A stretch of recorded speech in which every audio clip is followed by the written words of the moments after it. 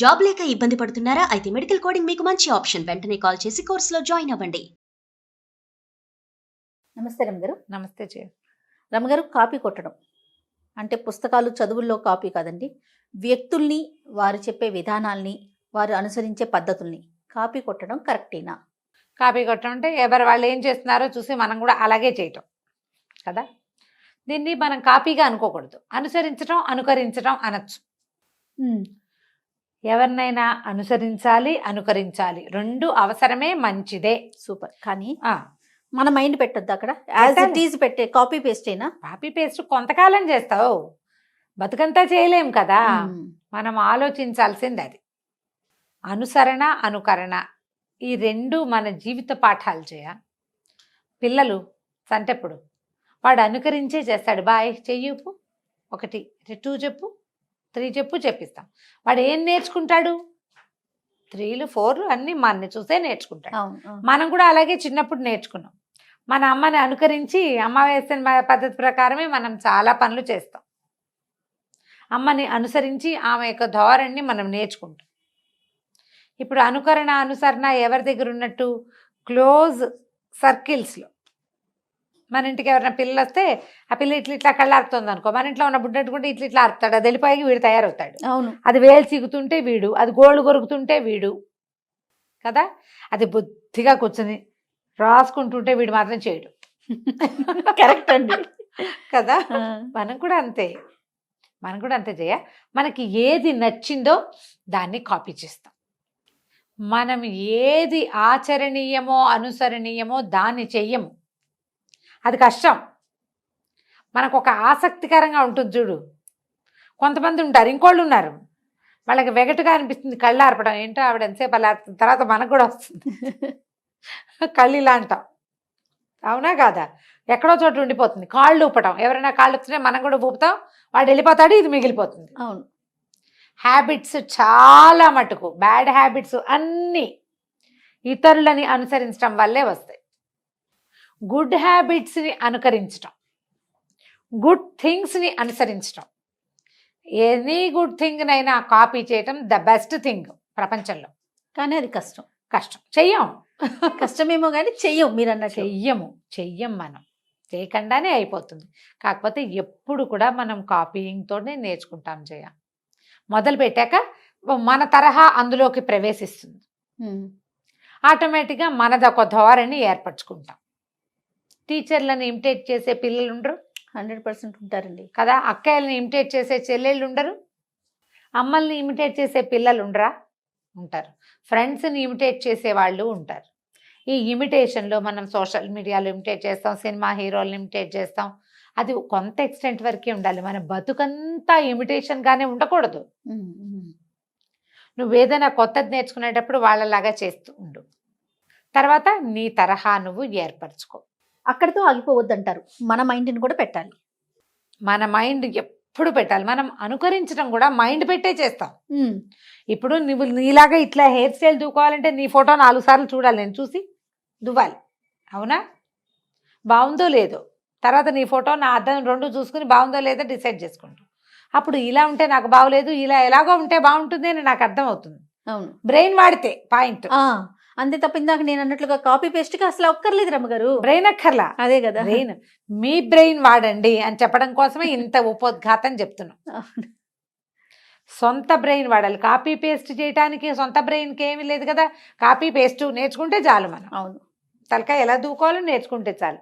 మీ మొహానికి సూట్ అవుతుందా లేదా అనేది డిసైడ్ ఆన్ యువర్ ఓన్ కదా. You have to decide on your own. ఆ ఓన్ ఎప్పుడు వస్తుంది? నువ్వంటూ ఒకటి ఉంటే అక్కడ, నీ బతుకంతా ఎవరినైనా చూసి చేస్తుంటే కాదు. అప్పుడు అసలు మనకు ఓన్ స్టైల్ ఏది? మన ఓన్ ఐడెంటిటీ ఉండదు కదా. ఉండదు. నువ్వు ఎప్పుడు ఎవరిలాగానో ఉంటూ ఉంటావు. ఎంతసేపు నీలాగా నువ్వు ఉండు. నీలాగా నువ్వు ఉండగలవా అసలు? అది ఆలోచించ. అది లైఫ్ చేంజింగ్ హ్యాక్స్లో ఇది ఒక పార్ట్. ఎలా రమ్మగారు ప్రాక్టీస్ చేయకపోయినా? ఖచ్చితంగా జయ. మనము ఎప్పుడు కూడా వ్యక్తులు నేను ఇంతే, నాకు ఇలాగే వచ్చు అని చెప్తాం. అవునండి. కానీ నేను ఇంతేనని చెప్పటానికి నోరే తప్ప ఇది ఉందా లేదా లోపల ఉండాలి. నువ్వు కూడా నీకు ఏదైనా నచ్చితే దానిలాగా చేంజ్ చేస్తావు. అప్పుడు నేనింతే ఎలా కుదిరింది కదా. ఈ విషయాలు వస్తువులు చూసేవి చేసే వేషం వాళ్ళు ఎవరో సినిమా యాక్టర్ ఇమిటేట్ చేయటం లేకపోతే ఓ యూట్యూబ్ స్టార్ని ఇమిటేట్ చేయటం కాదు. నేనేంటి అనేది మొదట తెలుసుకోండి. నీకు అవసరమైనప్పుడు కాపీ చెయ్యి, అక్కర్లేనప్పుడు మానే. కాపీ చేస్తూనే నువ్వు బతకక్కర్లా. అన్నిటికీ అంతే చేయ. అందరూ కొన్ని ఫంక్షన్స్కి వెళ్తామా, నేను చూస్తుంటాను సిస్టర్స్ తోడుకోడళ్ళు వీళ్ళంతా ఒకేలా ఉంటారు. బాగుంటుంది ఏదైనా ఫంక్షన్ అప్పుడు అందరూ ఒకే రకం బట్టలు వేసుకోవటం. ఇప్పుడంతా థీములు కదా. అదే బయట కూడా చేయాలంటే చేస్తారా మీరు? అసలు బాగుంటుందా? మా ఇంట్లో పిల్లలు ఇద్దరు అక్కా చెల్లి కూడా ఒకే రకం బట్టలు వేస్తే ఒప్పుకునేవారు. ఏంటి బ్యాండ్ మేళంలాగా మేము వేసుకోం అని పోట్లాడేవారు పిల్లలు. బ్యాండ్ మేళం పనికిరాదు వాళ్ళకి. బ్యాండ్ మేళాలు ఇష్టపడరు. బ్యాండ్ మేళం అలాగే కదా, అందరూ ఒకే రకం బట్టలు యూనిఫామ్ కదా. ఆ యూనిఫామే ఇలా మా పెళ్ళిళ్ళలో వస్తే మా ఆడపిల్లలంతా మా అక్కయ్య పిల్లలు ఎదురు తిరిగారు. బ్యాండ్ మేళం బట్టలు గిట్లు ఇలాంటివి పెట్టకండి ఏంటది అని వాళ్ళు చాలా ఎగనెస్ట్ దానికి. ఎవరి స్టైల్ ప్రకారం వాళ్ళు ఉంటారు. ఏ రంగుకి ఆ రంగు ఉంటే బాగుంటుంది. అన్నీ కలిపి ఒకే రంగు తెల్ల రంగు చేస్తే ఏం బాగుంటుంది? ఇది ఆ వాక్యం వాళ్ళ విన్నా 20 ఏళ్ల క్రితం చెప్తున్నాను నేను. వేరు కలర్స్ బాగుంటాయి, అన్నీ ఒకే రంగు వేసుకుంటే ఏం బాగుంటుంది? పిచ్చిగా బాగోదు. ఏదైనా సరే కొంత ఎక్స్టెంట్ వరకు అనుసరించండి అమ్మా, అనుసరించండి. ఇప్పుడు నేను ఒక విషయం చెప్పాను, నేను చెప్పింది చెప్పినట్టు తూచా తప్పకుండా చెయ్యాలనుకోవద్దు. మీకు అది చేతొచ్చేదాకా చెయ్యండి. తర్వాత మీ స్టైల్లో మీరు చేయండి. వంకాయ కూర చూసాం, దీంట్లో చూసేసాం కుకరీ షోలో. నేను చెప్పినట్టు చేస్తేనే కుదురుతుందని చెప్తారు పాపం. ఇలాగే చెయ్యాలి, ఖచ్చితంగా ఇలానే చేయాలని చెప్తారు. చెయ్యి. తర్వాత ఇంకా నువ్వు ఎప్పటికీ సొంతంగా ప్రతిసారి అది ఓపెన్ చేస్తావా? బ్రెయిన్ వాడద్దు. బ్రెయిన్ వాడండి. ఐడియాలజీ సొంతంగా చేసుకోండి. మీ సొంత స్టైలు మీ జీవితంలో ఇంకొకళ్ళది అనుబంధం వాళ్ళతో ఉండాలి, అనుకరణ ఉండాలి, వారి ముద్ర ఉండాలి, కానీ వారే మీరుగా మారద్దు. ముద్రలు క్రమంగా పాతబడాలి. మనల్ని చూసి కొంతమంది అనుకరించేలాగా మనం తయారవ్వాలి కదా. అవ్వాలి, లేకపోతే నీది నువ్వే. నిన్నెవరు అనుసరించద్దు, నువ్వెవరిని అనుకరించద్దు. అంతే, నీది నీకే. వంకాయ కూర నేర్చుకున్నారు ఎవరైనా, అదే వంకాయ కూర నేర్చుకున్నావు, దాన్ని వాళ్ళు జీలకర్ర వేసారు, నువ్వు ధనియాలు చేసి చూడు. వాళ్ళు పల్లీలు వేసారు, నువ్వులే వేసి చూడు. వాళ్ళ పిల్లని వాళ్ళు అదేదో చదివించారు, నువ్వు ఇంకోటిసారి చదివించు. వాళ్ళలాగానే నువ్వు చేయక్కర్లా. అంతే. పోనీ వాళ్ళలాగా మనం చేసినా మీ రకం మీది. ఇలా చూడు, ప్రతిదీ చేయ.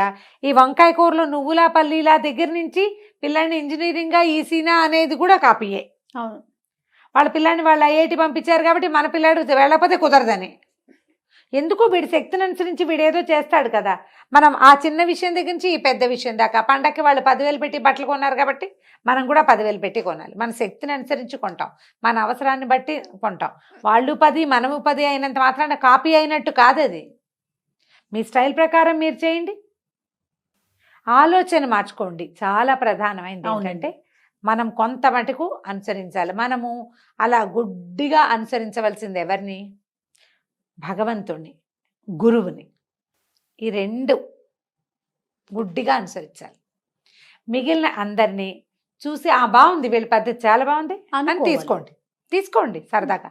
తర్వాత అందులో మీదైన మీ పద్ధతిని చొప్పించుకోండి, ఓన్ చేసుకోండి దాన్ని. వాళ్ళ ఐడియానే ఓన్ చేసుకోవద్దు. ఆ ఓన్ చేసిన దాంట్లో మీ ఓన్ రంగు కొంత వేయండి దానికి. అది మీకు ఎంత సాటిస్ఫాక్షన్ ఇస్తుందో ఒకసారి ఆలోచించండి. సెల్ఫ్ సాటిస్ఫాక్షన్ అనేది ఒకటి ఉందా? ఎవరినైనా ఇమిటేట్ చేయడంలో ఎంత సాటిస్ఫాక్షన్ ఉందో, మీ ఓన్ థింగ్ని దాంట్లో చొప్పించడంలో దానికి 100 రెట్లు సాటిస్ఫాక్షన్ వస్తుంది. నాది గ్యారెంటీ. నిజంగా మీరు ఏదైనా సరే, ఎలాంటి విషయమైనా, ఇప్పుడు అక్కయ్యలేవో వస్తువులు కొనుక్కుంటారు, చాలా బాగున్నాయి అంటారు, బాగుంది అంటుంది. వాళ్ళ ఇంటికి వెళ్ళినప్పుడు చూసాం, నచ్చింది మనం కూడా కొనుక్కున్నాం. అది కాపీ కాదు.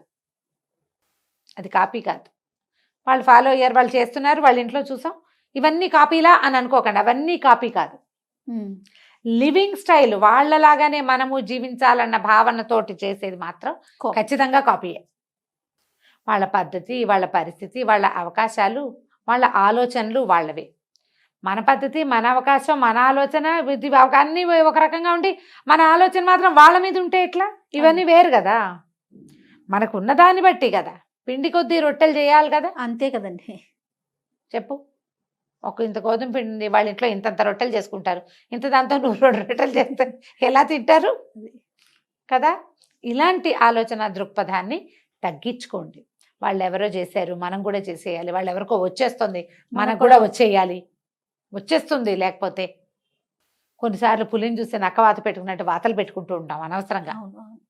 కొన్ని చోట్ల తెలివి తక్కువగా పప్పులో కాలేస్తాం. ఎందుకు చేశానా ఈ పని అని ఎంత బాధగా ఉంటుందో చెప్పుకోలేము. ఆ సిగ్గు దాచుకోలేకపోతాం, బాధగా ఉంటుంది. అందుకని ముందే జాగ్రత్త పడండి. ఏదైనా చూస్తే మంచి విషయం, ఏదైనా మిమ్మల్ని ఆకర్షించిన విషయం ఉంటే అది మనం చేయగలమా, మనం తూగలమా అనేది ముందు బేరీజ్ వేసుకోండి. తూగలేనిదైతే కాపీ కొట్టద్దు, తూగలిగేదైతే ఇంకా దీనికి మనం ఏం కొత్త రంగు పూయగలం అనేది ఆలోచించండి. పూయగలిగిన దాన్ని తీసుకోండి, అప్పుడు ఈజీగా ఉంటుంది. ప్రధానమైనది ఏంటంటే ఇవన్నీ అసంతృప్తులకి కారణాలు అవుతాయి జయ. మనం ఈ కాపీయింగ్ మెథడ్స్ ఇలాంటివి ఏంటంటే ఎవరినైనా చూసి వాళ్ళనే అనుసరించి ఉంటే మనకు ఒక లోపల ఆత్మ ఒక ప్రత్యేకత కలిగి ఉంటుంది. ప్రతి జీవాత్మ సెపరేటే.